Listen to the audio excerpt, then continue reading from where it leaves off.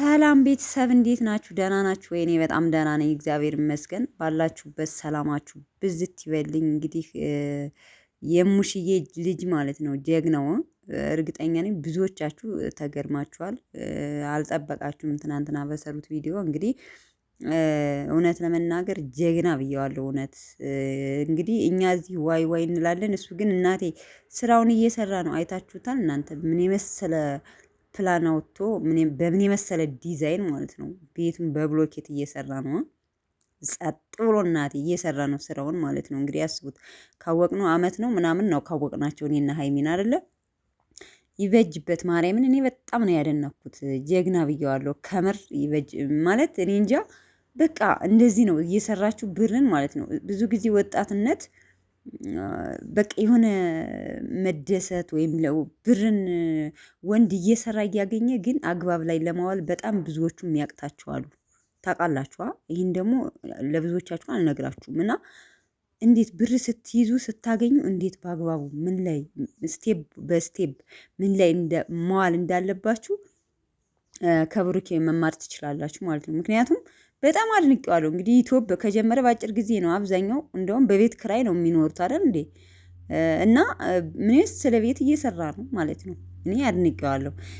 እና ይህን ቤት እውነት ለመናገር ሀይሚ እናንተ ተጋብታችሁ እውነት ልጅ ለመውለድ ልጅ ወልዳችሁ የምትስሙበት ያድርገው። ምክንያቱም የብዙ ተመልካች ምኞት ይሄ ይመስለኛል አይደል እንዴ? እና ትናንትም አንድ ወንድማችን ጥያቄ ሲጠይቀው ምን ብሎ እንደመለሰለት ብዙዎቻችሁ ቲክቶክ ላይ ታዩታላችሁ። እና በጣም ያበደ ነው እውነት ለመናገር አልጠበቅኩም። እንግዲህ በቅርቡ ነው መኪና የገዛው። አሁን ደግሞ እንደምታዩት ቤቱን እየሰራ ነው። እናቴ እኛ እዚህ እንንጫጫለን ማለት ነው። አቦ ይበጅብህ፣ ከምር አድንቄዋለሁ። በቃ እንደዚህ ነው መሆን ያለበት። ቤት ካላችሁ ሲጀመር በቃ ባለሙሉ ጸጋ ናችሁ፣ ባለሙሉ ሀብታም ናችሁ። እሱ እንግዲህ የቤት መኪናውን እያንሸረሸረ በቃ እናቴ ቤቱን ይሰራል በኢትዮ ብር ማለት ነው። አስባችሁታል ግን ቤተሰቦቼ? እና አድንቄዋለሁ። የሙሹ ጀግና የሙሽዬ ጀግና ብየዋለሁ። በነገራችን ላይ የወንድሙ የትንሹ በጣም አድንቄዋለሁ። እና ያው ከሀይሚ ጋር ነው በእርግጥ እየሰሩ እሷም ደግሞ በነገራችን ላይ ሀይሚዬ እንዴት ነው መኪናም ቤትም እስካሁን የእሷ ያልነው ነገር የኔን ይሄው እንዲህ እያደረኩ ነው ያለችን ነገር የለም። ምክንያቱም እንደምናውቃ እስካወቅናቸው ድረስ አንድ ቀን በሱ አንድ ቀን በሱ ነው እየሰሩ ያሉት። እና የቅመሟንም ደግሞ አንድ ቀን እንደምንጠብቅ እርግጠኛ ነኝ።